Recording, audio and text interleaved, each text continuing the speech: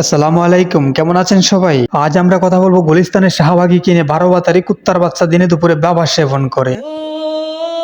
এই সুমাইয়া, দেখ তো কে আসছে। পতিতার বাচ্চা, তোমার ভাতার আইছে, তুমি যাকে ফোন দিয়ে বলছো আসার জন্য। ঠিক বলেছো। বিশ্বাস কর ভাই, এই মেয়েটাকে আমি অনেক ভালো জানতাম। কোটা আন্দোলনের সময় ছাত্রদের পাশে ছিল, অনেক ভালো ভালো কিছু কথা বলছে। আচ্ছা ঠিক আছে ম্যাডাম, আইতাছি, দাঁড়ান। শোন খালাতো বোন, দরজাটা খুলিস না। দরজাটা খুললে যে কোনো একটা অঘটন ঘটতেই পারে। শুয়োরের বাচ্চা রাত দুপুরে মাতাল হইয়া ছেলেদের বাসায় যাবে, ছেলেরা কিছু করলেই ছেলেরার দোষ। আমরা জানতে পারলাম 2023 সালে ওর নাকি কোন ছেলে কি করছে। 2023 সালে তোর সাথে যদি কিছু হয়ে থাকে তখন তুই বিচার চাস নাই কেন? এখন 2024 সালে তুই এসেছিস বিচার চাইতে। বিশ্বাস কর ভাই, কোটা আন্দোলনের সময় সে ছাত্রদের পাশে ছিল, এখন সেই বিষয়টার ফায়দা উঠাইতে চায়। আসলে মেয়েটা লজ্জা শরম বলে কিছু না।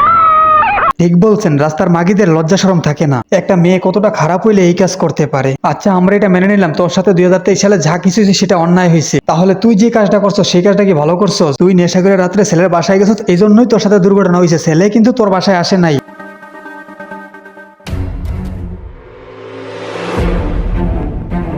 শুয়োরের বাচ্চা, গুলিস্তানের 12 বাতারে নিজের চরিত্রটা পাল্টাইনে দেখবি তোর জন্য পুরো পৃথিবীটাই পাল্টাইয়া গেছে। ও আপনি আসেন, ভিতরে আসেন। ম্যাডাম তো ভিতরের রুমে আছে। সুটিয়ে লাল করে দেবো নোংরামি।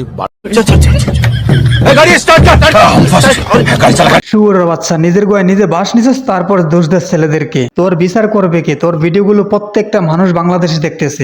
ভিতরে আসেন। ও তুই এসেছিস, আয় কাছে আয়।